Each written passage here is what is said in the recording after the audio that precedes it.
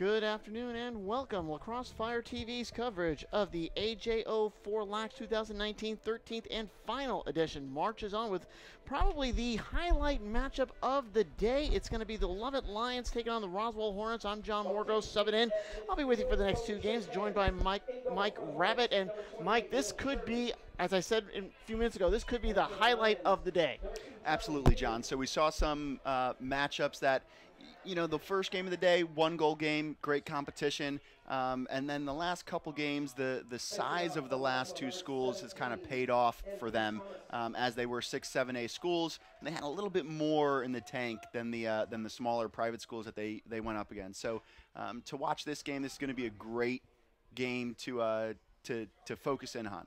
Well, we'll tell you a little bit about these two teams as we motor along. Just want to let you know that Lovett is going to be in the white jerseys. Roswell is in the dark jerseys. Roswell #1 in the Region 5A, and the ball's going to squirt out, and it'll be Roswell picking it up for the first attack here in this day from Pope High School in Marietta, Roswell, Georgia. Lovett gets the turnover, and they're going to come from our left to our right as you watch them on your computer screen here today. A couple players to look at today. This is Quinn O'Donnell, number 11. He's got the attack and the ball for Lovett. He's going to push over on the far side. And Michael, who are you looking at for Lovett here today? Sure. So Quinn, as you mentioned, a Denison commit, so he's going to go play at Denison next year. You also have number 5, Reed Edelstein, who's committed to Denison. You have the twin brothers, Charlie Higgins and Cooper Higgins, who are both playing at Dartmouth in 2 years. They'll go spend a PG year. Here's Cooper with the ball right here, dishing it off to Reed Edelstein. And then you have a player that's arguably their best attackman, Fulton Bayman, who's actually out for the season with an ACL injury. And he's going to Notre Dame, so interesting that the Irish are keeping his scholarship intact while he recuperates from that injury. And how does that affect what Lovett wants to do here, Coach Jim Busick? Well, looks like we got a goal early for the Lions, so we'll take a little break from that. That's number 28, Clyde Bresnahan, on the score. So Lovett gets the early lead, 1-0. That was a great goal by Clyde. You know, so I coached Clyde during the summer on Thunder. He's a really, really athletic player. He's got his right hand just as equal to his left hand. To be honest, John, I don't know what hand he is. Ambidextrous. I keep saying that he's a righty. It looks like maybe he's actually a lefty, but that was a great left-handed rip. Important for him to get in the goal column here early. Well, it makes a 1-0 lead favor of the Lovett Lions. I'll turn it over and talk about Roswell for a little bit, Mike. The Roswell got a good record of their own, 7-1, 4-1 in their region. They've got two players who really like to light up the scoreboard, Cade McLeod and Zach Gable. Yeah, so Cade McLeod, number 3 in black, who's about to pick up this ground ball, probably, and Brian, you can correct me if I'm wrong, but I'd say that Cade McLeod's probably the hardest worker on the field today out of any of the teams that we've seen or we will see. Yeah, hands down. He had a little bit of a back injury last year, was unable to contribute. Really nice goal right there off the end line. Georgetown commit, not big in stature but big heart, and goes hard all the time. And we are tied at 1. Again, Cade McLeod going to Georgetown. MP Thomas is the other player in the midfield. He's got a commit to Navy on that. Talk about a little about him, Mike. So you're going to see MP at the face-off X, John. Really an important piece of the game. Allows Roswell to get extra possessions, get that ball down to Cade, let him kind of work his magic as you see MP win another face-off right here. And he's going straight toward the net. Yeah, certainly not afraid to let the ball go. I'm not going to say he's the best shooter on the field, but he can put it in the back of the net when he needs to. And let's introduce Brian, who's behind us. He's a head coach at Centennial High School. He knows these two teams very intimately. He beat both these squads. In fact, that's the only loss that Lovett and Roswell have suffered at the hands of Centennial High School. So, Brian, what can you tell us about these squads? What are their tendencies? Sure. I mean, Roswell likes to attack from underneath. They've got a couple of nice middies that can shoot the ball from some distance and on the run. And then they've got Cade, who is looking to feed and score at both times. And then on Lovett's side, again, Charlie Higgins and number 5, Reed Edelstein, and Clyde Bresnahan. Those guys that you pointed out, those are their go-to guys. All very talented players. In space, they make things happen. So should be a fun matchup today. Well, we're tied at 1 as we hit the 9:32 mark here in the first quarter. Again, 4 12-minute quarters here. We're going to take a little break. before halftime. That ball goes out of bounds. It'll turn. No, I'm sorry. It goes into the backfield for Lovett, so they're going to try to set their attack up again. They're in the white, and Roswell is in the dark jerseys. As they're going to come, this is for Lovett. That's number 18 with the ball. Pierre Schmidt-Fellner gets it over to number 5, Edelstein, as you mentioned. Shot is good for Edelstein. So if you look at this shot, John, awesome overhand mechanics by Reed Edelstein. Dodging down the side off of a pass, right? So he's not kind of walking into his dodge like we've seen some players kind of initiate offense today. Catches it off the pass, takes it down the side, shoots overhand left hand. Reed is definitively a right-handed player. I know that one. But a great offhand goal. So it must be a big-time emphasis for Coach Busick to really get his guys shooting both hand, shooting each alley. It just opens up an entire new part of their game if they can do that. Well, offense has been pretty much on display here. Once again, MP Thomas, he gets the ball in the faceoff. He's going straight toward the goal, but that time pass it off to Roswell. That's Gable. Talked about him in the open. Gable with 3 goals in the last 2 Roswell victories gets on the scoreboard here. Yeah, great face-off win there by MP. Pushed in transition. A little broken. Excellent goal. Great step up by Gable, right? He caught that ball maybe on the 10-yard line, about goal line extended, and carried upfield to increase his angle. And then again, another good overhand shot for a goal. Yeah, got to get to the front of the goal to finish. Mm-hmm. Exactly, and that's what we've done here. 2-2 is your score. I believe I'm not sure if that score clock is working in terms of the time, so they may be keeping it on the field, and they're really fighting it out for that face-off, and it's going to be, looks like it's coming up way in the air, and it's going to go finally to Roswell. I believe the Hornets have got it. That's number 27, J.P. Robinson, coming with it. And Robinson gets getting hacked and hacked as he tries to go in the goal, and he got it in there. So Robinson, as he moved over, Mike, he just kept getting nailed and just slashed at, but he was able to get that ball in there. He wasn't. It's a lot of poise for a long pole. Commend him for his stick skills to take a couple hits and get a pole goal there. Right? We like calling pole goals, John. Well, it's 3-2 now, and again, offense is the pretty much watchword for this ball game. Is this kind of a surprise that these two teams are going to be so strong on the getting those goals in on each other?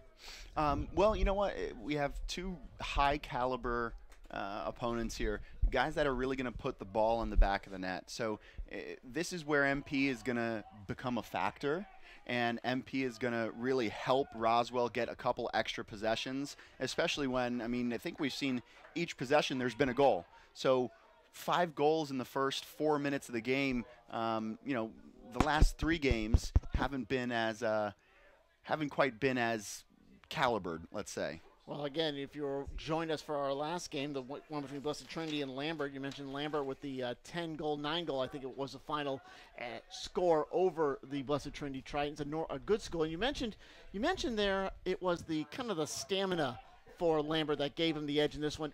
Could we see something similar here? Does Roswell have that extra stamina being such a higher classification school? Well, you know what? Maybe it might help, but you look at the sideline, and the teams are about even.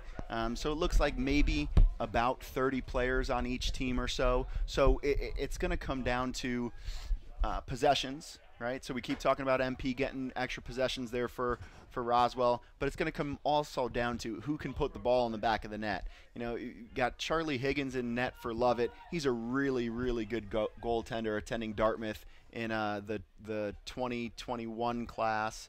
So it's going to come down to who can hold the ball the longest, and hey, maybe who can still be there after the shootout's over. Okay, well, the ball's going to go way back into the other side of the zone. We'll have our first infraction. No, I think it was an offside call, or we're going to get some more players coming in and out. Lacrosse I always think of lacrosse as kind of this mixed blend between hockey and soccer. You're going to have players coming in and out, and it's got that fast-pacedness that we see from hockey, but soccer kind of got a deliberate side to it, especially in terms of where you want to be positioning on the pitch, on the field. as this is Lovett coming forward. Again, this is Cooper Higgins, one of those Dartmouth players. He's going to throw it into the backfield. And how important, and this is number 23, John Russ with it. Russ going to throw it back out, and there's a slap shot. I believe that was Edelstein, no good. And it went wide. We have 6:35 on the clock. It is 3-2 favor of the Roswell Hornets. As Lovett trying to get another equalizer into the back of the net. They got the first goal in the ball game. Didn't take long at all for them to get that ball in the net. As this is O'Donnell from Denison. Nice save. And that's a good save, as you heard Brian say by the netminder. That's it. Adam, I believe that's number 18. Is that right? Adam Piquet? Nope, number 28. I'm sorry. That's Will Shirley. And Shirley tossed it into the back. And it goes out of back. And we're going to have more players kind of coming off. 3-2, favor of the Roswell Hornets. They are on the attack. Philip Waller. I'm sorry, that's 38. Nick Edler with it. And it's going to go into the opposite corner and now into the back. Now, when the ball's in the back, and again, it's really not there that long, but if you're a goaltender, how do you sense where that ball is back there? Yeah, so it's always important. You'll hear this phrase a lot, John, with lacrosse, is keeping your head on a swivel. So if you're the goalie, you know, you're not necessarily turning all the way around. As you see a great dodge by Alex Geekus right there. And that's Geekus going to get the ball in the net. 4-2 now, Hornets. Awesome take by Alex Geekus. He's got a brother that goes to Georgetown, Nico, very good attackman that played for Roswell a few years ago. And he's starting to get a little bit of burn at Georgetown. So, Nico, if you're listening, keep working hard, man. Come home, play Summer League with me. Well, it's now 4-2. Roswell up by 2 goals. Great roll back there by Geekus, switching to his left hand, letting it fly high. And Charlie, I'm not sure he was ready for that one. Alex got a nice little finish there. Mm-hmm. And again, MP Thomas winning another faceoff, and he's headed straight toward the goal now. Throws it in. Goal! Well, Great MP location off stick there. Running gun, make it, take it. Roswell running. And now they're up 5-2. And if you're Coach Busick for Lovett, what is your message right now? It's 5-2. We're about 5:30 left in the first quarter. You don't want to get run out of this one when you have that, when you are that number one in 5A. What's your message to your team right now? Well, I think it's when you get the ball on offense, so slow down a little bit. Let's kind of take the air out of the ball and be a little bit more exact with when we're putting the ball in the net. Outside of the last possession for Lovett, they've scored each time that they've had the ball. So if you can control the ball and not just score at will, then you're going to take the ball out of MP's stick more often, which is going to be a benefit for you guys because right now I'm not sure if MP's lost a faceoff. No, and that was number 7 from Roswell that we went Ian McMillan. Yeah, I was just going to mention that Yep. Ian McMillan's in for MP on the faceoff, possibly getting him a little bit of a break, a little bit of a respite. And this is Ian with the ball in the stick right now as he goes back to the midfield for Gekas, who had that goal a few moments ago. Gekas will toss it over on the near side to McLeod. McLeod was going to put it in the back to number 1 Plunkett, I think that is. Now back out to number 9 Gekas. And looks like Roswell's now going to take a little bit of air out of things. Although playing deliberately now looks like they want to attack. There's wide shot by Gekas. Nice save by Charlie there, low.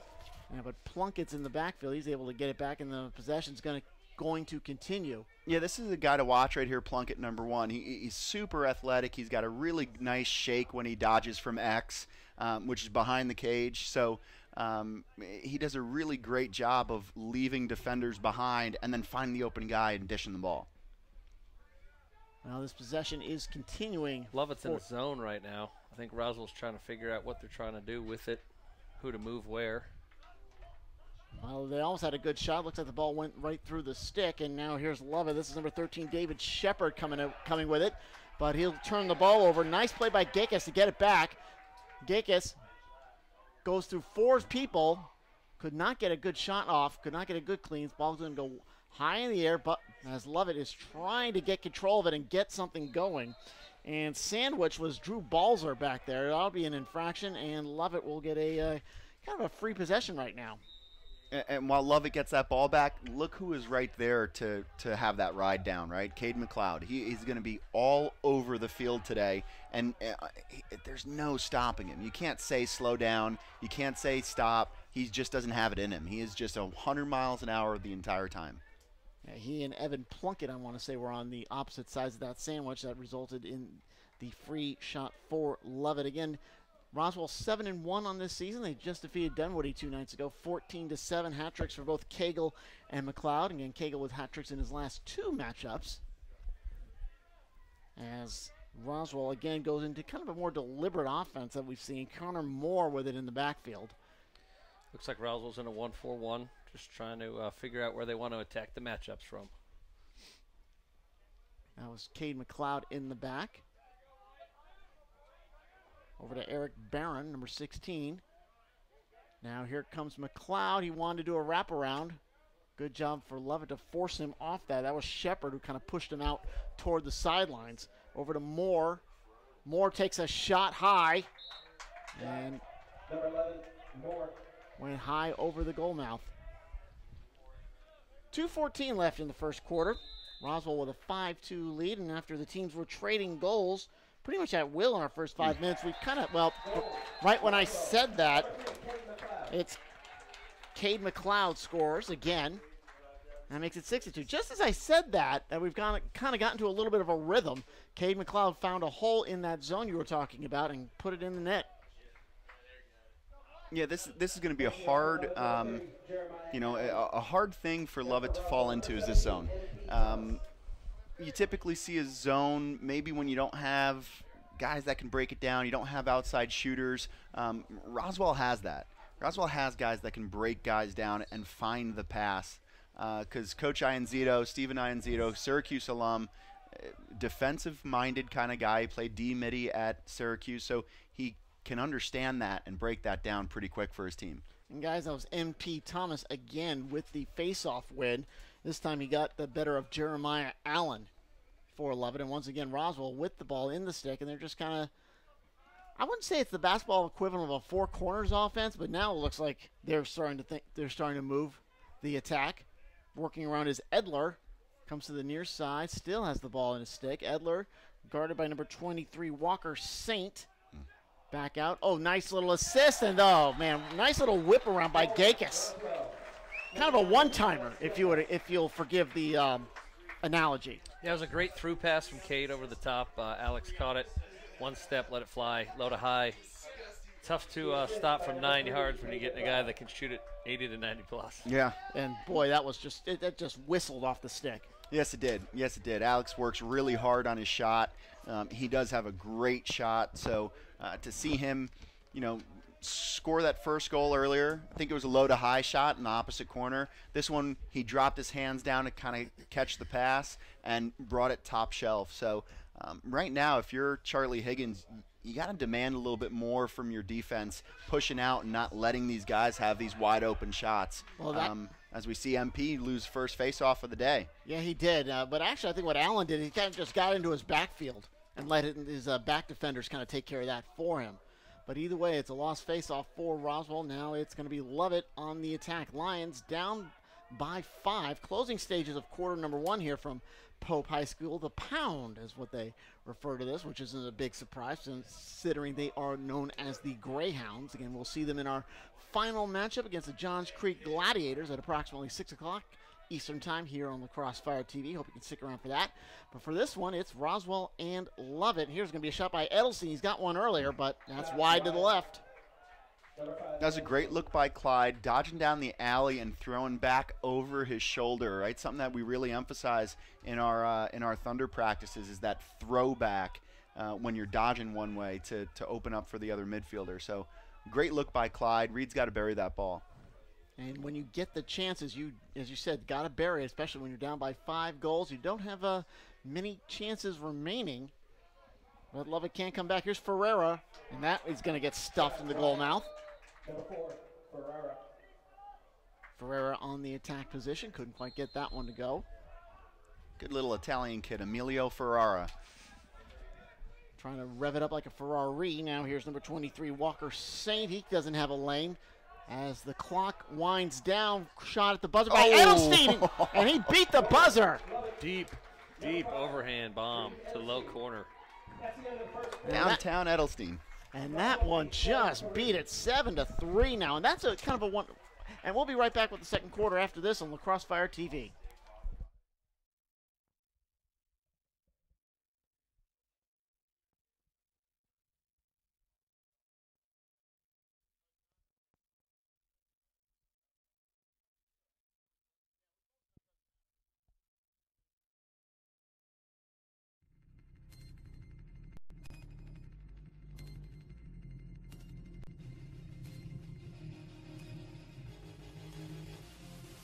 Nice find inside behind the back.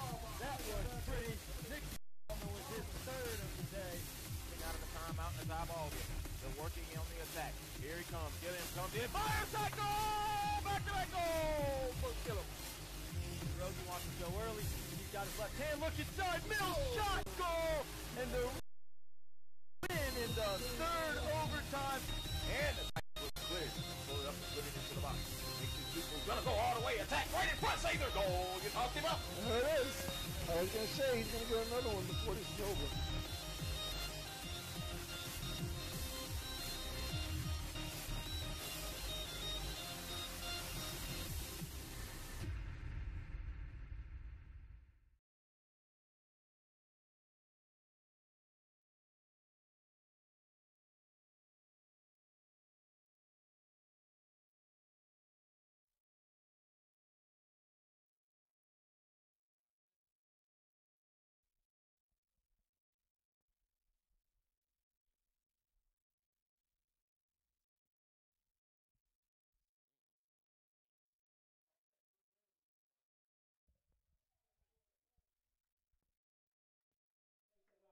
And thank you again for staying with us here on the coverage of the 13th and final AJO4LAX 2019 tournament. It's Roswell and Lovett, and it was all Hornets in the first quarter, although Edelstein put in a goal right as the buzzer sounded. 7-3 favor of Roswell as we get ready for our face-off to start second. And that man, MP Thomas, comes up with it for the Hornets. Now they switch sides, so it's Roswell attacking from left to right across your computer monitor.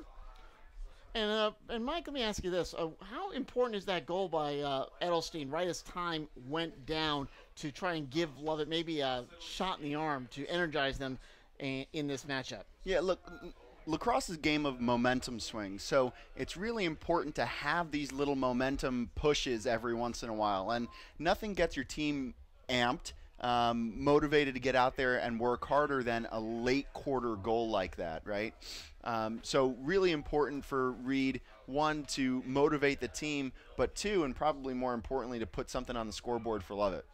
And Roswell now trying to get it the goal back, and they do. That's Gakis, and I think that's a hat trick for Alex Gakis.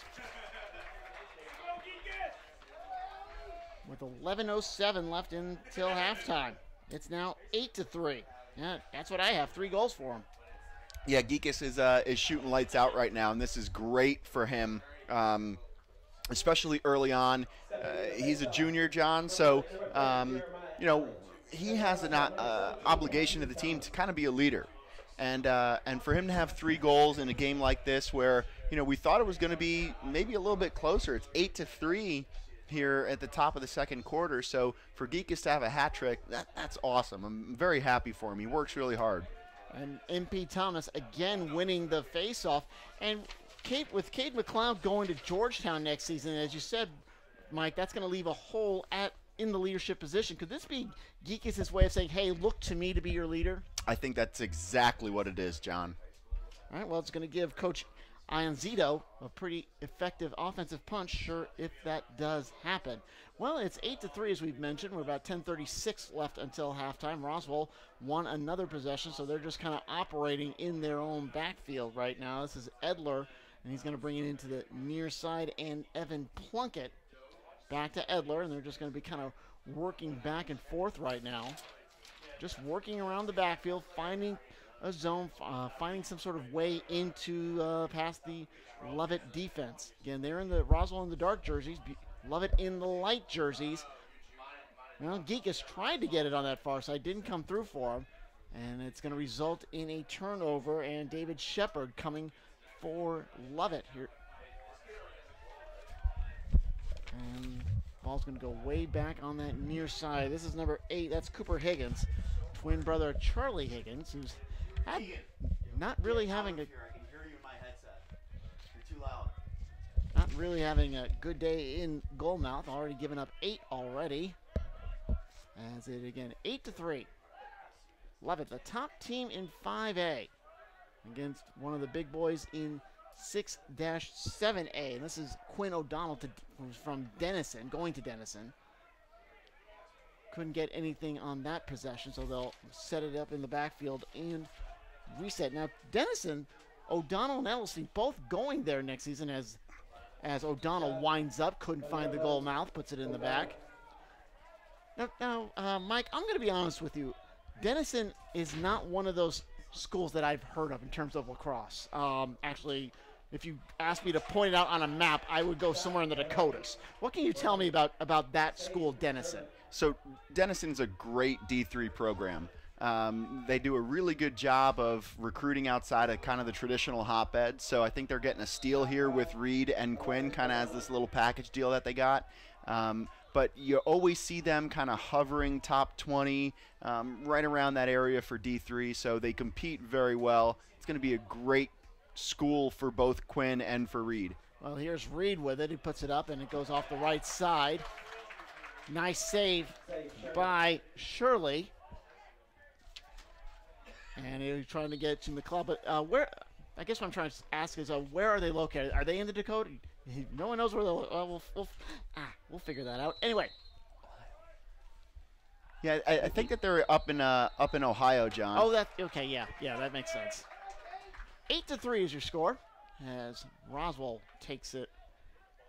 Hey, that's okay. I didn't know where they were either. Thank God I had my fact checker Brian Wallace up here to make sure that I knew. Yeah, exactly. So give B Wall some credit for knowing where the school is. Sorry, guys at Denison, I'm just not familiar with you. But again, D3, and they do play strong lacrosse up there in D3.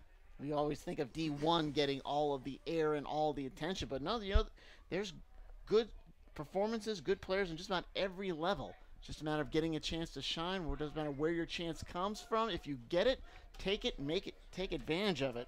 As Jonathan Wole for Lovett was going to, I'm sorry, that's, anyway, this is Roswell coming in. Again, we think of Roswell more along green, seeing them in dark jerseys and black jerseys, kind of offsetting a little bit, off-putting.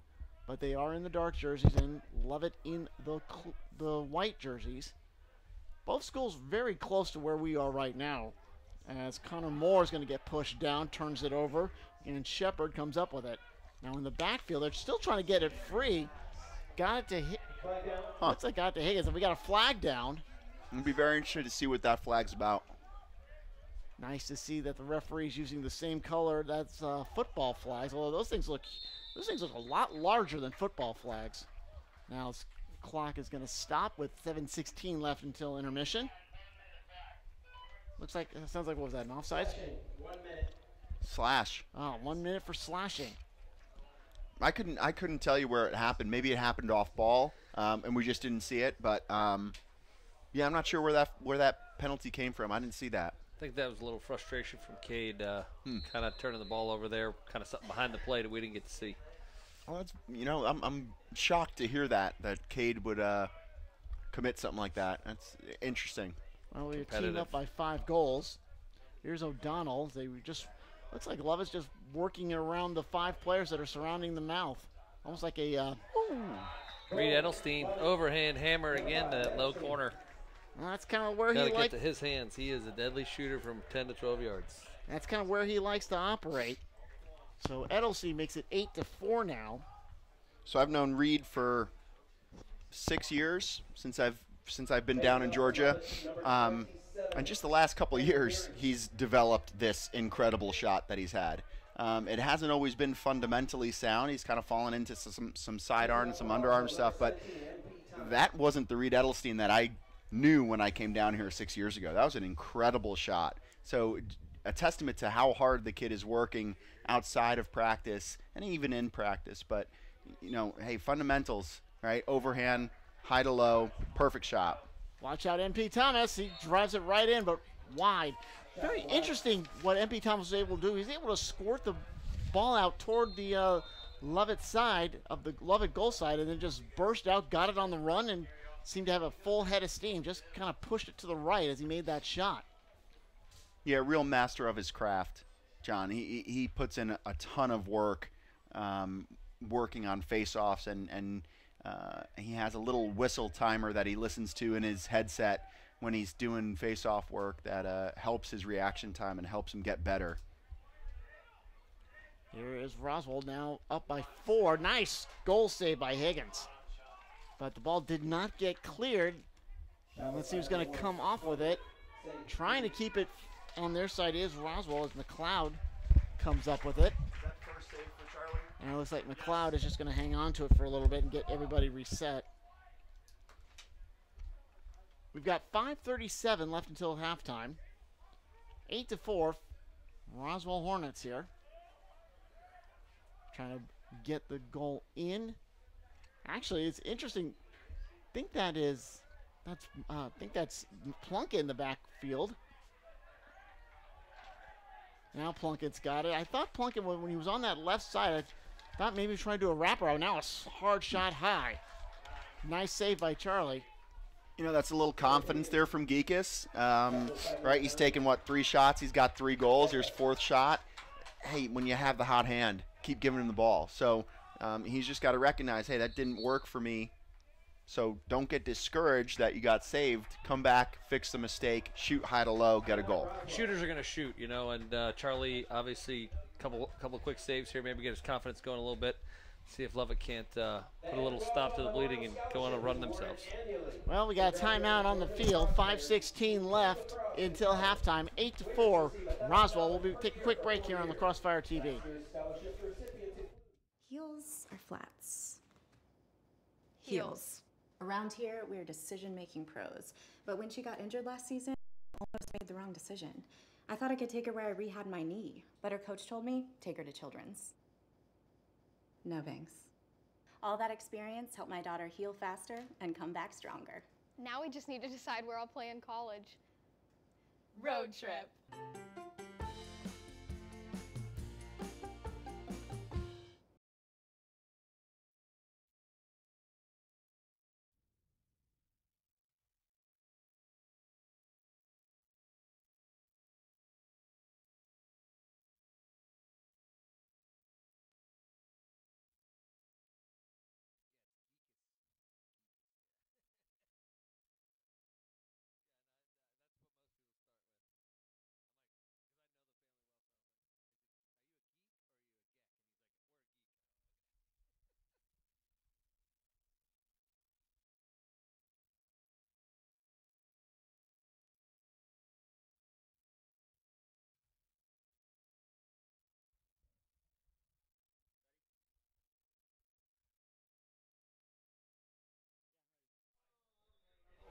And we're back here. I'm John Morgan along with Mike Rabbit and Brian Walls.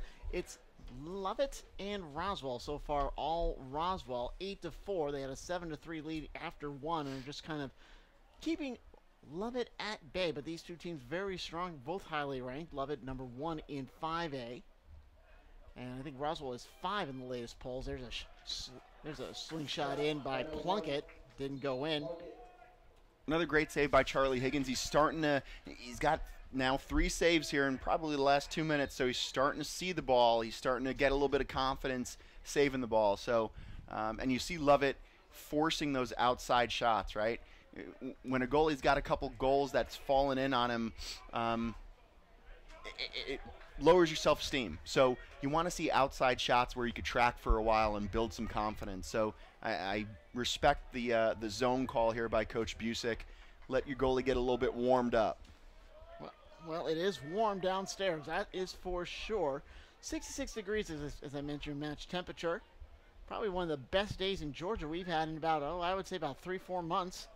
Not raining, nice and warm. Spring has sprung Wednesday. Wednesday was the technical first day of spring, and it's certainly come up with some excellent conditions for this matchup as Edelstein's shot goes to the right side. And Shirley with another save. It's going to go white. And Connor Moore just got rolled over. Yeah, risky decision there on the clear from the goalie. Trying to find two guys at the 50, a little bit of traffic. They might need to clean that up. This might be the only sport I've seen where they let the referees wear shorts. So nice to see that they're staying comfortable out there as well. As O'Donnell with it now for the Lions. He's going to work it back into the midfield area as Cooper Higgins with it. Higgins can't get through a double team. He's got to give it back to Edelstein. Edelstein will put it into, try to do a cross move right in front of the goal mouth. Coming across was Walker Saint. Could not get it cleanly into his stick, and it's a turnover. And now Roswell will try to push the advantage up 8-4 with just about 3.5 left in the second quarter. So you do a lot of this commentating, John. What sports are you watching that you normally do it on? Well, my main sport is basketball. I'm the voice of Georgia State women's basketball. Just got back from Alabama for their first round WBI matchup. I also do Reinhardt football and some high school stuff around time. But usually basketball is kind of my forte. Sure.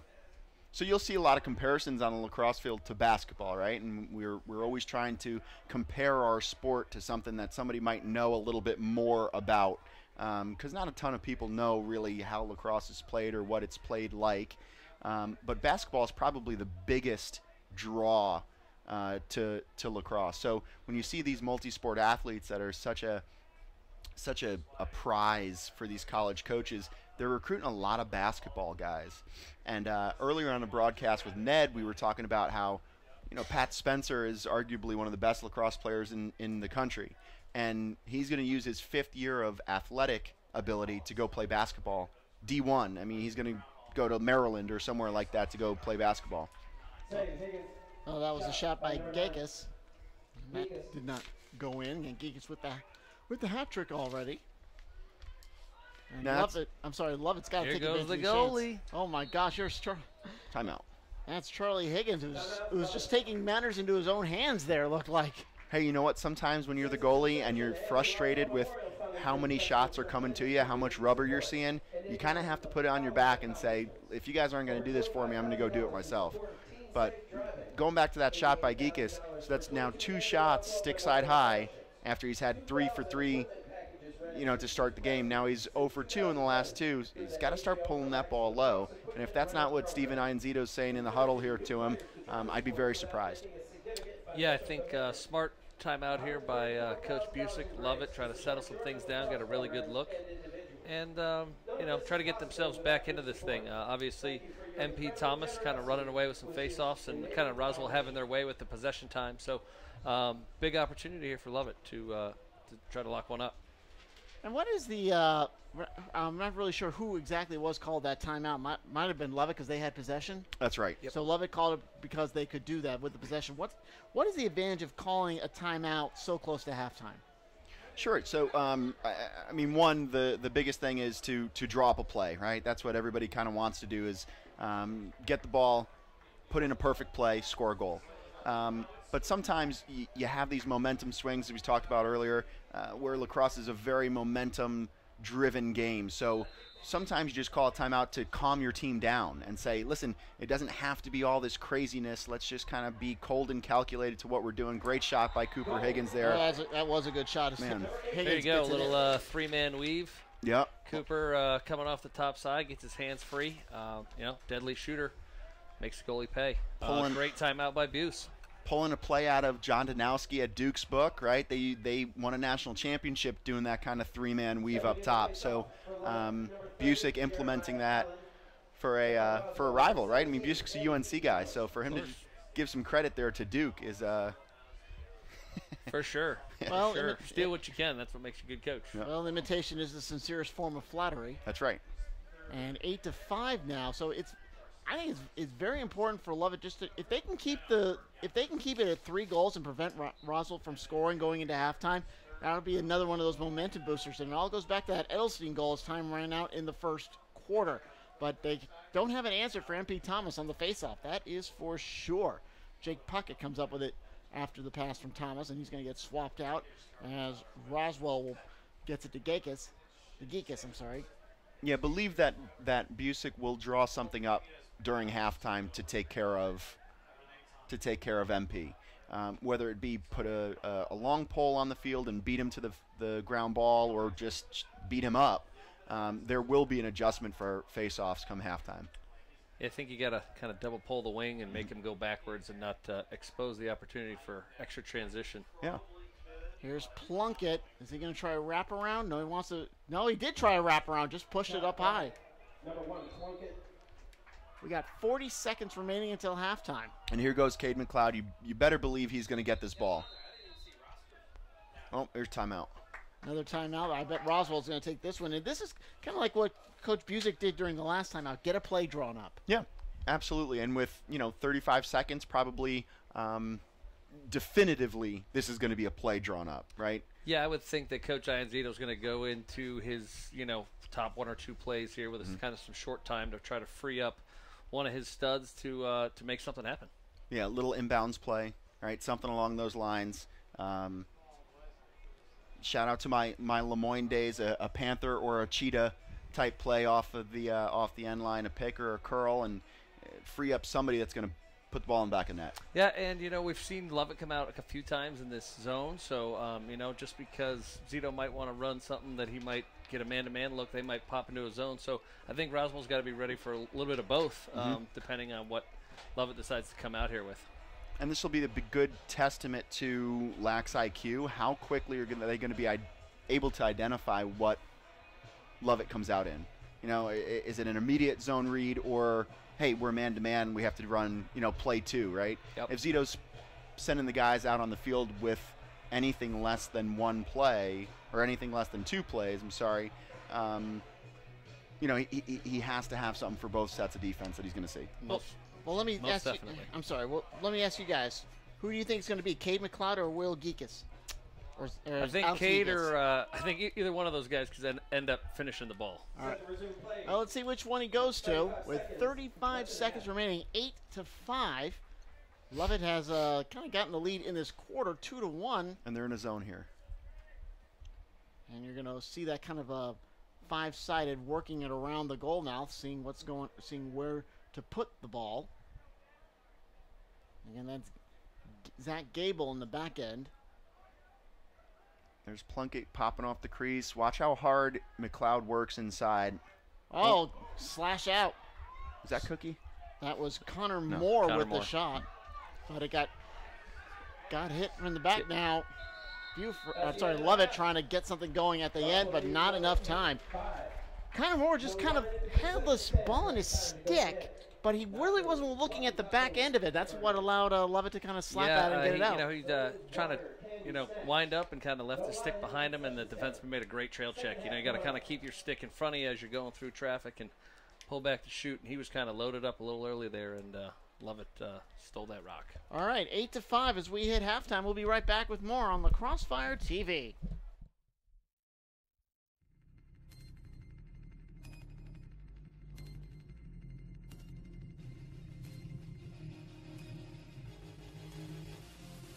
Nice find inside behind the back. That was pretty. Nicky Solomon was his 3rd of the day. Out of the timeout as eyeball it. They're working on the attack. Here he comes. Gilliam comes in. Fire shot goal! Back-to-back goal! First Gilliam. Rosen wants to go early. He's got his left hand. Look inside. Mills shot goal! And the Raiders win in the 3rd overtime. And the Titans was cleared. Pull it up and put it into the box. Makes his people gonna go all the way. Attack right in front. Save their goal. You talked him up. There it is. I was going to say he's going to get another one before this is over.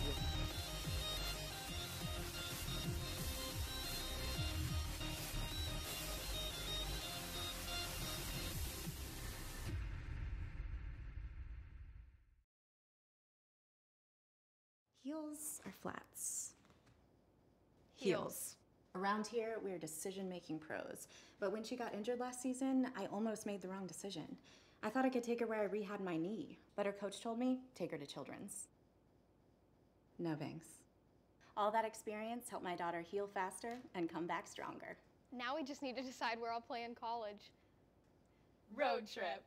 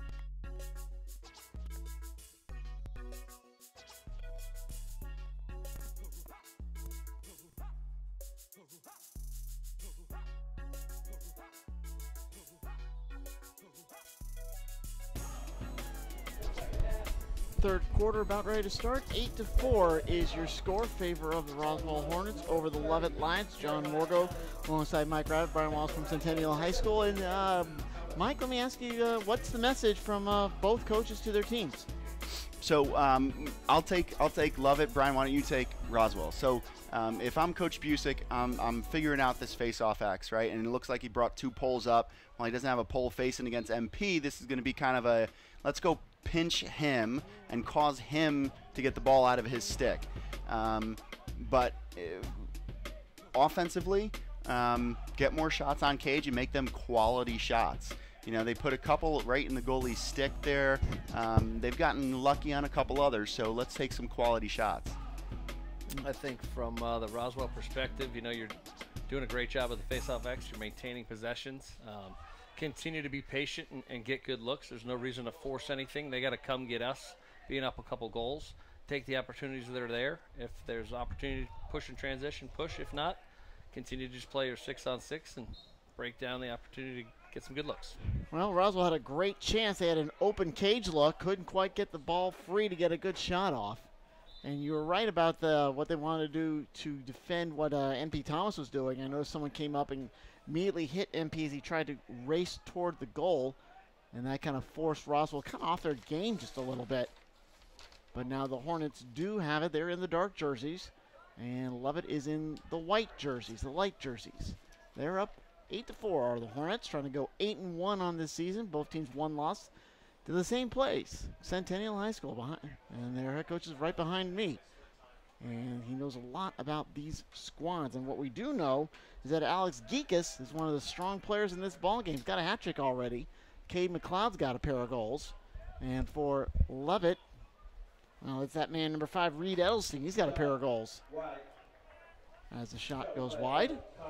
Yeah, so you're seeing some concentrated offense. In the first couple games that we had, I think Lassiter might have had 10 or 11 goal scorers in the game.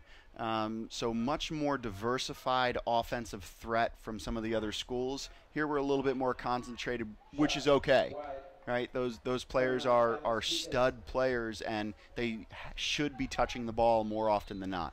And I thought we were going to have an offensive explosion after that 7-goal output by Roswell in the first quarter, but things have just kind of been settling down a little bit. And not only that, guys, I think Roswell hasn't scored in over a quarter's length of time. Their goal in that second quarter at the 11:07 mark. So here we are at 10:05 left in the third. They're still at 8. But give Lovett credit. They have not been able to really close the gap, still down by 3 goals. So another good save there by Charlie Higgins, tracking the ball. Geekus, you know, if he came over the top and made that a bounce shot, probably would have been a goal. But he came sidearm and with a bounce shot, so it's a little bit easier for the goalie to track. But you know, after going 3-0 shooting for him, or 3 for 3, I should say, now he's going 0 for 3.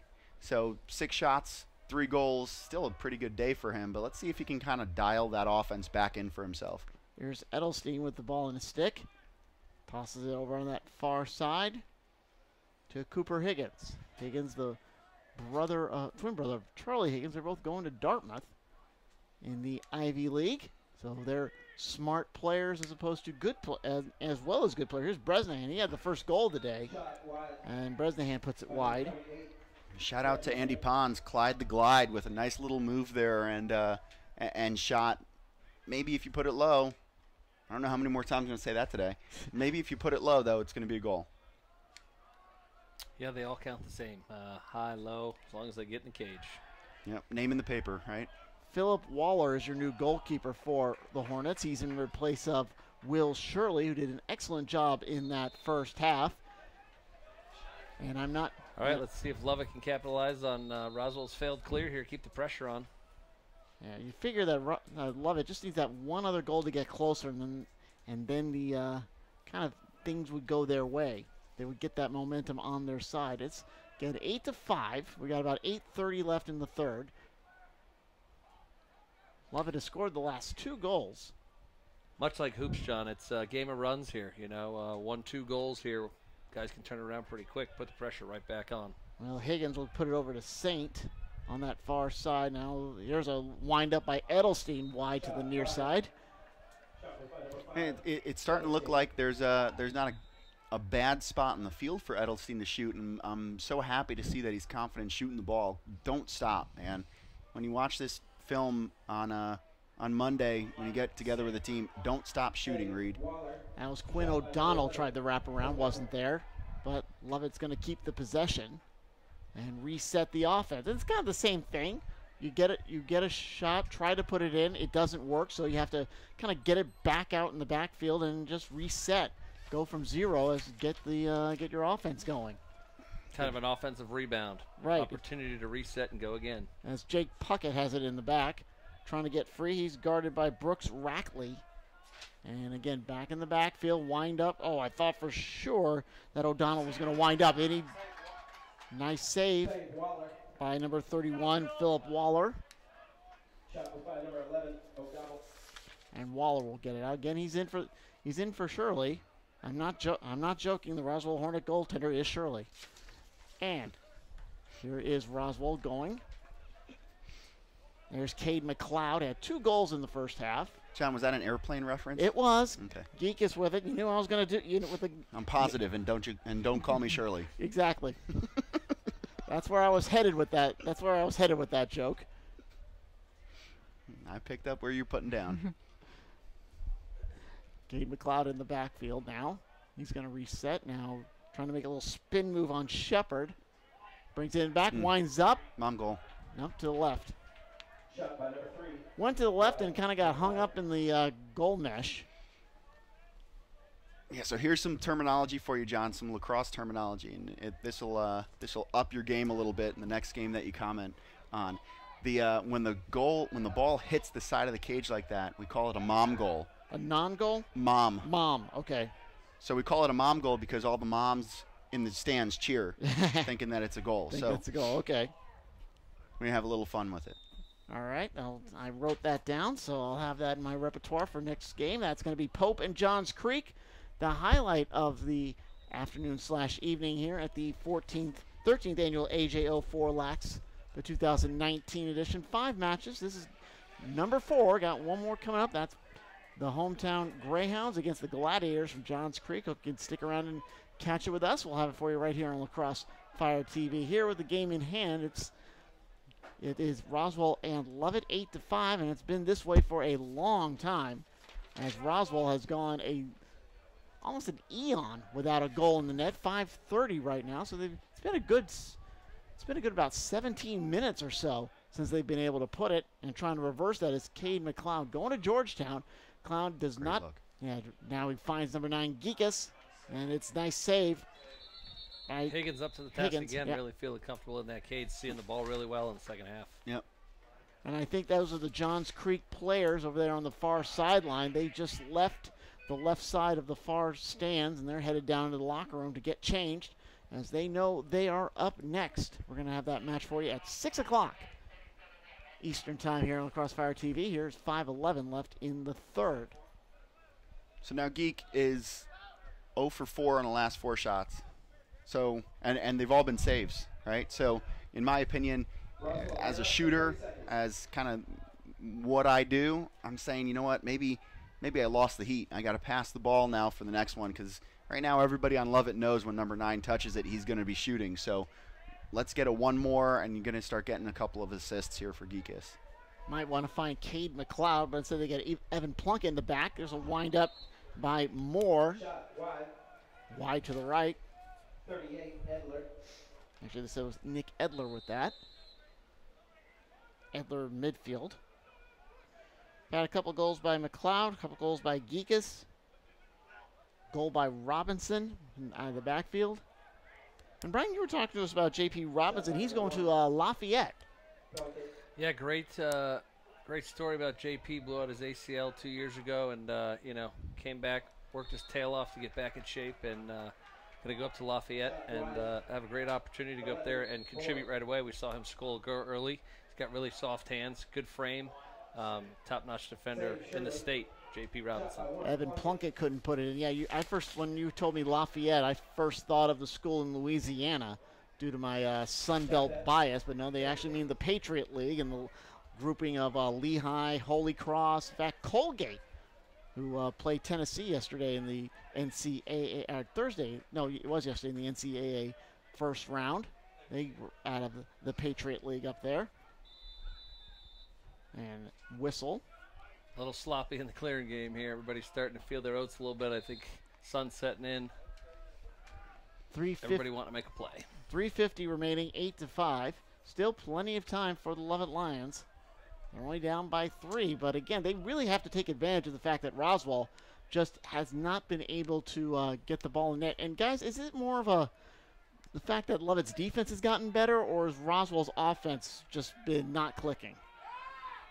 You know what? I think that it's Lovett's defense getting better, kind of settling in, because you know, hey, they could have given up 7-2 in the first quarter, and you know, this could have been a blowout. But the coaching adjustments, fantastic, and Lovett is really setting into kind of this little bit of a grind, and you know, now we're getting droughts out of Roswell. So it's 8-5, 3 minutes remaining in the third quarter. No goals have been scored so far. And as the white jerseys from the Lovett Lions trying to solve that issue as Cooper Higgins tries to get a low shot, but it went high over to the left side. Again, Lovett located pretty close to where we are, down in Paces Ferry. Westminster, who played earlier, right across the interstate from them. And there's your goal by number 7. That's Jack Mears with the goal. And now it's 8-6. 2:40 left in the third quarter. Great job by Reed underneath there to draw both guys, and Jack cut back pipe, found him, canned it. Great goal. So now it's a 2-goal difference. And sure enough, Lovett is coming back. But they still haven't found an answer to MP Thomas at the goal mouth, at the face-off circle. They have made the adjustment to those 2 poles, so let's see if that continues to help. And to be quite frank, we haven't had many face-offs in this third quarter. And sure enough, Lovett gets the ball. Here we go. All right, big opportunity now for the Lions. And the referee's going to start play. Again, Lovett attacking from right to left across your computer monitor. In the light jerseys. Quickly into the back area for Ferreira. Now finds the stick of Shepard. Shepard getting chased, pushed off. Now back out to Edelstein. Edelstein, he's guarded by Jake Puckett, number 4. Edelstein to the near area. Couldn't quite get it in. That was Bresnahan. And again, Bresnahan, as we mentioned, had the game's first goal. Could not get that one in. As we have 2 minutes left in the third, 8-6. Trying to push out. There's Edelstein high. And you were mentioning that Geekus needed to go low. I think Edelstein needs to go low too. Yeah, I agree, John. He needs to start changing planes with his shots. You know, he had really good success early. Right now he's hitting a little bit of a cold streak. So a lot of players on both sides hitting cold streaks. And boy, that was like a quadruple team on number 23, Walker Saint. Lovett getting a lot of looks here. Got to put one on Cage, try to get one to go here. Mm-hmm. Well, again, it's 8-6, so I still think they're in pretty good shape right now, heading into the final quarter. They would love to be 8-7, but if it stays 8-6, I think Lovett and Coach Busick is going to luck their chances in the final frame. As here's Edelstein, he winds up. Another shot wide. Backup. Great backup, number 2, Ben Matos, winning that race to the end line. Going to give his team an opportunity to get a little bit of momentum here before the fourth quarter. And if you're Lovett again, you got to keep Roswell at 8 heading into that final quarter. But the Hornets just found a lot of room now. That defense is really spread out. It needs to collapse a little more. As racing in was the number 11 Connor Moore. Now Roswell is going to go in the backfield. Roswell's going to hold for the last shot here, I'm sure, with just under a minute to go. Well, at the very least, they don't want Lovett to get it, to draw a turnover and get a chance to get within one. They're going to try to just keep it like this at least. Well, now here's McLeod. McLeod cannot get a shot off. He was racing in. And Quick there is double that. there by Lovett. Yeah, there is that turnover. Shepard came up with it. Now trying Dangerous pass up the middle of the field here. Oh, we got, if this was hockey, we got some checking going on. And it's Will Udi trying to push it forward. Ooh, wow, that's a speaking, big hit. that's a cross that's check a right there. Looked like that's a flag. I think looked like Geekus got yeah, run they're over. going to put Shepard in here. They're going to put Shepard in here for a couple. That might be a multi-minute penalty. And at the end of a quarter, you know, your team's winning every single face-off. Or I'm sorry, that was a Lovett guy on the penalty. So, well, it won't be a face-off in the fourth quarter. So. I think they'll hold it for the next 2 seconds and kind of regroup, get a good look, and be smart about what they're doing. 2.4 seconds remaining as Geekus gets run over. A brutal check. Sure enough, although there is, I'm looking for the penalty box. I don't see one. I don't know where they actually, well, that's probably what they need to do here. Just put erect a little booth for the player to go when he's run off like that. And sure enough, Roswell just sits on it for the end of the third quarter. We got one more period left. Lovett now within striking distance, 8-6. We'll be right back here on the Crossfire TV.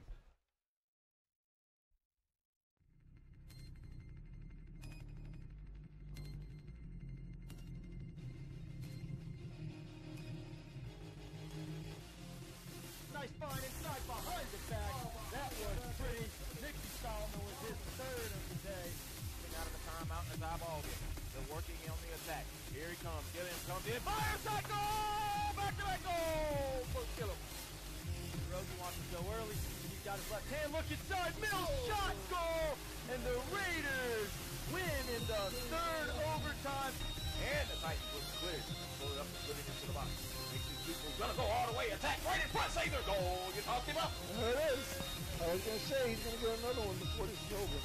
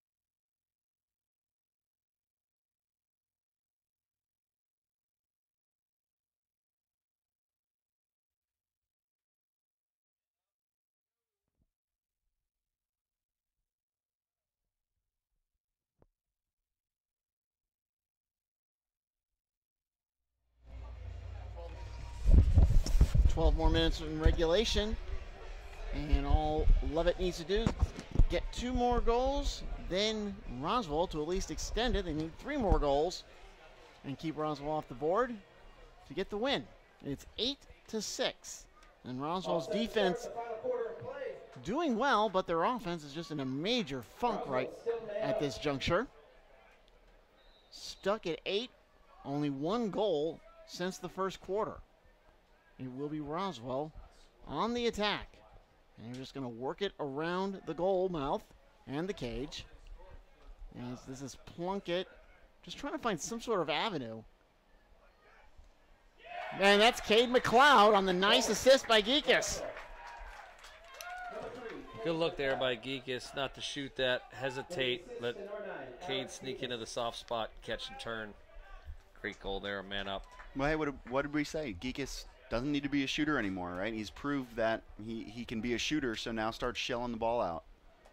And that was a huge goal for Roswell. First one in the second half, gets that 3-goal lead back. And they're breathing a little bit easier now. Definitely. And the way MP's rolling at the face-off X, there's no reason to think that Roswell won't have a lot more possession time here in the fourth. MP Thomas again going to Navy, the midshipman, next season.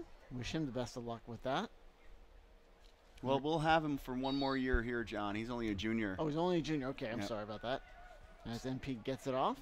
So we get to see his talents continue. Not taking his talents to South Beach just yet. As Roswell with it. Trying to build on this 9-6 lead. Connor Moore with it. Connor Moore is going to wind up and went to the left. Shot wide. Number 11, Moore. Looks like Connor Moore is just all of his shots have gone left. And there's another goal. That is Geekus again. Geek. Number 9, Alex Geekus. Geekus 11:05. Guys, Roswell has scored 2 goals in this opening minute. It's now 10-6. So whatever they've done in that third to fourth break, it's working for them. Yeah, you know, Lovett's sitting back in the zone, and they're just not getting to the 12-yard mark. And Alex Geekus, as we talked about earlier in the game, he can let it fly from there. And went back to low off stick and found success. Good shot in that zone look from Lovett. Roswell capitalizes again. Lovett was down by 2. They were down as much as 5. I'm sorry, much as 6, actually. But now they cut it to 2. That's back up at 4. So the Lions got to get in desperation mode, but it's very hard to do that when MP Thomas keeps winning faceoffs like that. Let's see if Roswell's going to still pick the pace up. They are. As Puckett pushes it to the left. You see Charlie Higgins barking out some orders. He's got to be fuming that his defense is kind of leaving him high and dry here, letting a lot of the Roswell players get off some shots. So understand his frustration, but you know, hey, he's the captain of the defense, so he's got to bark out some orders. Yeah, it's one thing when the top line is out there and they're getting shots, but when it's your rope line and they're giving up 5- and 6-yard shots to those guys who are hungry to shoot, you know, I'd be upset with my guys as well. And we had that penalty at the end of the third quarter, and that gave Roswell the advantage. Now that's not resulting in like a man-on situation, right? That penalty didn't result in Roswell having a man advantage. It did. It did. So I think that's where we saw Geekus' goal. So that released the penalty on Geekus' goal, or I'm sorry, the assist to McLeod. Right. That we saw, and then Geekus lulled everybody to sleep. He hadn't shot in 2 possessions, so he figured he'd take one, and he buried it. So give Roswell credit for taking advantage of the penalty and push the lead back up to 6 with 9:40 left in regulation. Now the question here is Roswell going to attack, or are they just going to try to play a little 4 corners? I don't think that there's any hurry to go to the goal. I think they're going to look for, you know, something good, something that they can go off of somebody, a matchup that they like. But there's Charlie Higgins. Yeah, taking Manners. That one. Yeah, he took Just Manners. As Roswell puts the foot on the accelerator, or takes their foot off the accelerator, Lovett's making plays. Well, Higgins just took the matters into his own hands, and I remember he did that a little earlier in the second quarter. Pushed that forward, Yeah, got very it. agile out of the cage, makes that defensive piece, you know, to the next level. It's great to help yourself out there, steal one, and try to get one back here. And Lovett calls timeout with 9:11 remaining. They're down by 4. We'll be right back on Lacrosse Fire TV. Heels or flats? Heels. Around here, we're decision-making pros. But when she got injured last season, I almost made the wrong decision. I thought I could take her where I rehabbed my knee, but her coach told me, take her to Children's. No thanks. All that experience helped my daughter heal faster and come back stronger. Now we just need to decide where I'll play in college. Road trip.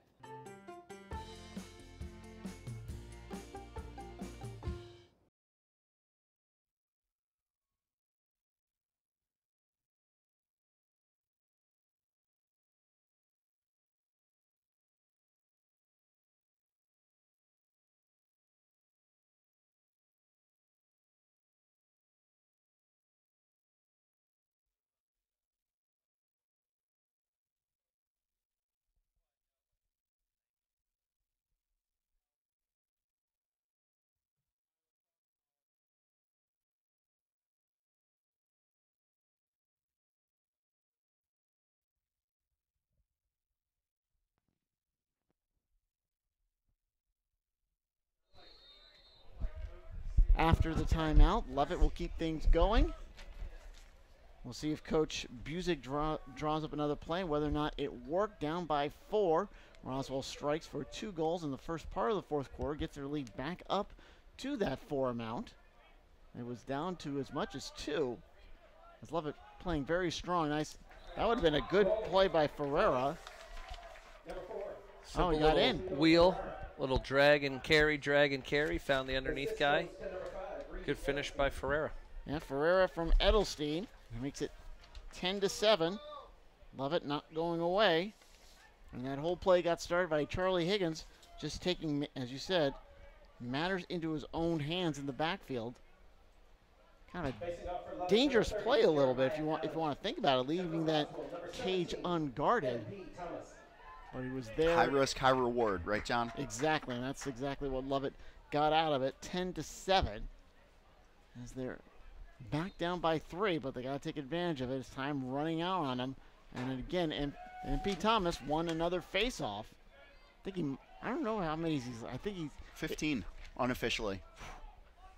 So, I mean, you talk about an X factor, and if I'm getting my math right, that might actually be low. Well, I'm trying to remember how many he has lost, and it's either 1 or 2. He hasn't lost many. And once again, Roswell going to slow things up a little bit in that area behind the cage. Plunkett looking for room on the near side. Great look. What do we call him in the crease? Oh, Cade ran in. Cade McLeod got ran into there on the pick and fell in the crease. All right. Got to know where the big circle is. You don't want to go in it. And better believe he's going to get that ball back. Yeah, that's what he's trying to do. Again, this is a football field that has been repositioned for lacrosse, so there's some markings on it, and I guess it's that blue area that you don't want to be stuck in. Trying to do something on the weak side, but Charlie Higgins is able to get his stick on it now. He's being chased around, and here comes Charlie coming to the near side, and that's a little dangerous pass. But he just had to get rid of it as Roswell was pursuing him. And the Great effort there by Charlie trying to make a play, but I think a little too much to handle once he got outside the box there. They collapsed on him pretty quickly. 7:40 to play. Yep. You know, I think what we're seeing is a little bit of conditioning here. I'd say that Roswell's probably the better conditioned team because, you know, if you're Charlie Higgins, you should have an outlet from one of your players. And the fact that he has to run through 4 guys and then, you know, have a turnover, that means nobody's getting open for him, which means that the Lovett guys are dogged a little bit. So yeah, I think Lovett's bench is a little bit shorter than Roswell's. Roswell seems to be throwing at least 2 to 3 lines out there, and Lovett looks like they've maybe got a 5-man rotation. So as the day gets later and warmer, those opportunities of working hard take the toll on you when you're not coming up successful with the ball. Sun's going down, big fella. And Evan Plunkett's pass goes into the backfield where Edler comes up with it. Timeout, Roswell.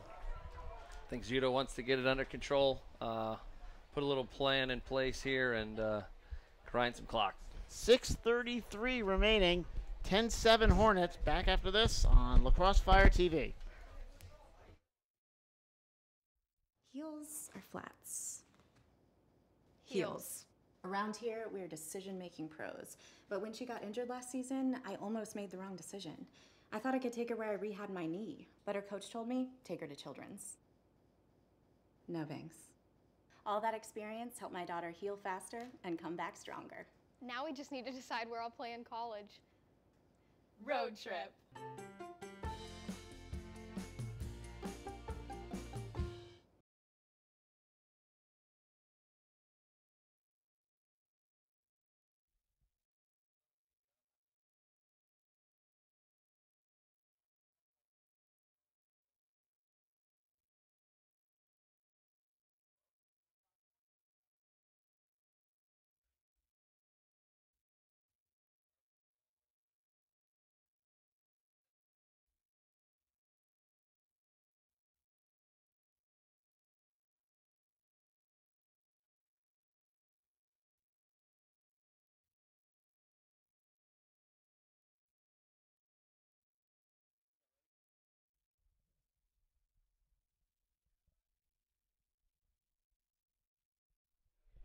almost at the halfway part of the fourth quarter.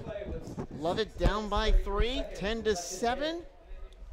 And it's going to be Roswell continuing their attack after Coach Ian Zito calls a timeout. Again, coming up at 6 o'clock is the last matchup here. Pope against Johns Creek. Should be an interesting ball game. Johns Creek also ranked in the top 10 of the top classification according to the Atlanta Journal-Constitution. And again, Roswell just going to do a little keep away in the offensive area of Lovett. This is Zach Gable. He's had about, I think, 2 goals. Had hat tricks the last 2 games. But it's been Geekus and McLeod going at it for the Hornets. Geekus with 4 goals. And this is Connor Moore. Always seems like he's about ready to score, but just hasn't quite been able to find ball in net. As McLeod brings it back out. You know, if you're Lovett here, you have to go get the ball. You know, there's just eclipsed 6 minutes here, clock left, and you're down. You have to go get the ball. I mean, Plunkett with that one, that was just right on top of the goal. He was in Higgins' face when he let that thing fly. There really wasn't much Higgins could do in that instance. No, there really isn't. And again, you know, I'm gonna drill it down a little bit. Charlie Higgins just got to be disappointed with his defense. Nobody's helping. Nobody's kind of sliding. So, you know, a little bit of work here for Lovett defense to just kind of get the basics down of recognizing when a guy is beat and the ability. You know, it's player recognition too. So, Evan Plunkett's got really good hands. You can't let him that close to the cage because it's going to get a shot. And he found the Yeah, goal. that's a very difficult shot. That's not your run-of-the-mill open corner shot. He stuck that in a very small window.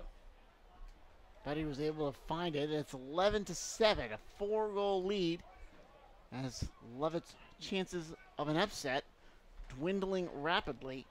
Great check by number 29 there. Thomas Boudreau. Thomas Boudreau. But look who comes up with the ground ball. I mean, he's everywhere.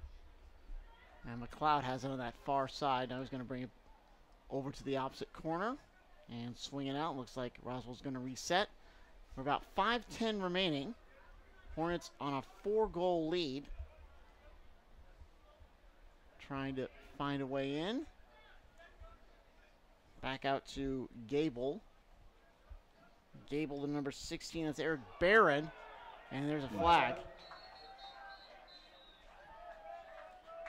No frustration check there by Lovett. Roswell's going to go man up. Yeah, what are they calling there? You think a late hit, or because I mean I thought if it's not anything other than late, I thought that was a good hit. The emphasis this year is anything high, safety-wise. They're trying to, you know, get rid of any of that kind of stuff so it doesn't incite anything. So let's see what they officially go with here. Referee going over. High hit. They're going to lock it in. Necessary. Yep. Lock him up. So that's not good for Lovett. Roswell's got time on their side, and they've got a man up for about a minute, 2 minutes here locked in. So my guess would be that they can either try to go make it take and get a 2-for-1 or sit on it and use the time wisely. Well, they're up by 4. Don't really have to do anything. Just kind of want to play keep away. They can do that. But up by a man, you might expect them to attack and try to get to McLeod, who right now is in the middle. That looks like where they want to go. Here's Connor Moore. Yeah, they're going to shut Cade, and they're going to play 5-on-4 here. But here comes Geekus, right? 4 goals. Geekus wide open on the backside. Somebody's going to find him pretty quick here. Plunkett does. Good luck. McLeod trying to turn. I'm sorry. That was Gable. He couldn't turn, so they'll have to reset again. Now there's McLeod. I'm sorry, there's Plunkett. And Plunkett puts it in. So Lovett elects to shut off McLeod, and they get in a 5-on-4, and Roswell moves the ball, finds the inside guy, and Plunkett is the recipient of a nice goal. You know, that's the clout that somebody like Cade McLeod draws, that he earns a shutoff here at the during man up. But you know, let's look at these stats here. Look, Cade McLeod had a great game, 3-1 right now. Alex Geekus has got 6 points. You know, I don't know if they're shutting down the right guy. 4:15 remaining, and Roswell's got this game pretty much in their back pocket, up 12-7. And with NP Thomas winning faceoffs, that makes it all the harder for the Lions, because very, very true adage: you can't score if you don't have the ball. Very true, John. Very true. And Lovett just cannot get possession. The only time they've been able to get possession when Roswell's been playing this way is when Higgins takes it upon himself to be an active part of the defense. And they may need that in this instance. As Geekus is in the back, gets it to Edler. They're just kind of working it around. Geekus, is he going to wind up? Well, here comes help from the backfield in the form of Edelstein. So that penalty's up. We're 6-on-6. So Edelstein gets back in the defense to help. So there is no such thing as a penalty box. You just have to be on the opposite side of the field and just kind of watch until its penalty is elapsed and you get back into the action. 3:30 left, 12-7. And Roswell's just kind of playing out the string at this point.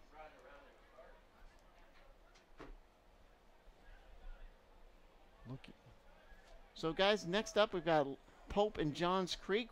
What are you guys looking at in this particular matchup coming up? Obviously Pope being the home team, an emotional day for those guys in terms of what they do, but playing neutral site game for most everybody playing on your home field has, its advantages. Johns Creek, played Lambert pretty tight earlier in the year. They've had some good close games. I expect a close game again this evening between Pope and Johns Creek. I think it'll be a great game to close out the evening. Well, we'll have it for you at 6 p.m. here on Crossfire TV. Oh, that's a flag. That's a slash flag. Almost. Nope. You would think Cooper Higgins would have picked up the laundry on that one, because he took his stick right to the knee, and Connor Moore's not having any of it as Higgins tries to get the shot off and went wide. And we're getting a little chippiness here from both squads. Yeah, I think that we're getting a little frustrated. It's towards the end of the game here. It's 5 goals that Lovett has to make up in a very short period of time. One, we're going to see an absolute smattering of shots coming through. But that might have been a little bit of a frustration check there by Higgins. He's lucky he didn't get called on it. Great hustle. Yep. 2 minutes remaining. Nick Edler with backup there for Roswell. Awesome hustle. That might have just sealed the deal for his team. Yeah, it's not going to go down as a point in the scorebook or get his name in the newspaper, but in terms of getting a late possession for Roswell to close this thing out, it might just put this thing to bed. Yeah, and we'll get his name on the broadcast at least one more time, right? Exactly. Nick Edler. Roswell will go to 8-1 on the year, and Lovett will take a loss, dropping their campaign to 5-2, I believe. But again, Roswell in a higher classification than the Lions, so I don't know if this will go too much to damage their #1 ranking in the state for their classification. As now Roswell's just playing out the string in Lovett's defensive area, as Plunkett with it. Plunkett spinning his stick, as here comes the Lovett defense. And that's timeout. Timeout with 1:14 remaining, and Roswell takes it. So, Coach Centennial, Brian Wallace, timeout here. You're down 5 goals. What are you drawing up if you're Jim Busick and the Lovett Lions? Are you going to come double the ball, or are you going to just have a couple guys work to maybe get a turnover and and go out that way? Yeah, you got to stay in this game. You got to stay competitive for a lot of reasons. Crazy things can happen. I think you try to be safe. I think you got to get Charlie involved as athletic as he is as a goalie. That ball goes behind. I think you got to try to double and get Charlie involved and try to get a turnover. Now I know there hasn't been their day at the face-off X, but a momentum run, maybe 1 or 2, could change the outcome here real quick.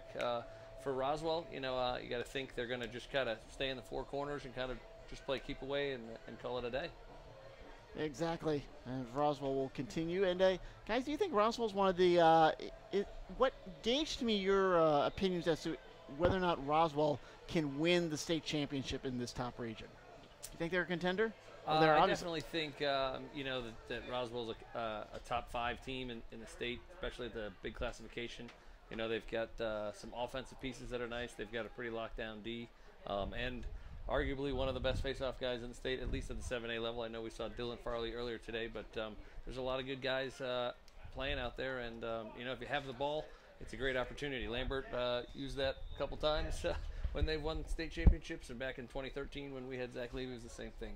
You know, those guys can get you the ball. You're going to have a lot of opportunities to win games. Well, we're just about a minute remaining in this one. So here comes Lovett with double, right? So there's got to be a goalie on the field. There's Charlie right there. This is what you want if you're Roswell. I mean, if I'm Connor Moore, I'm not passing that ball. You know, he might be a little bit tired, but you want the goalie on you more so than 2 long poles. Definitely. Exactly. But it works out. It worked for Lovett here. So they got the ball back. Let's see if they can go put something on the cage in the next 40 seconds. And they got the turnover they needed. Now they just have to take advantage of it. Still down by 5 goals. 5 goals in 35 seconds. Maybe. Without that MLL 2-pointer, it's going to be a little tough. They need a goal every 7 seconds right now, though it's getting down to 6. As I do some division, Ferreira is being hacked. He stays down now. He's getting up very slowly as Udi gets it. And Udi's going to do a long, long pass. Hits a bounce right to Charlie Higgins, and he throws it back the other way. One of those long passes, but it goes over the stick of Cooper Griggs. And that's probably going to do it as clock stops with just about 7 seconds remaining. Winding up, and that should be it. There's the horn. A good win for the Roswell Hornets. They defeat the Lovett Lions by a score of 12-7. I'm John Morgan alongside Mike Rabbit and Brian Wallace. We've got one more matchup left. That's the Johns Creek Gladiators against the homestanding Pope Greyhounds. We'll have it for you at 6 o'clock right here on the Crossfire TV. Thanks for joining us. We'll see you in about 20 minutes.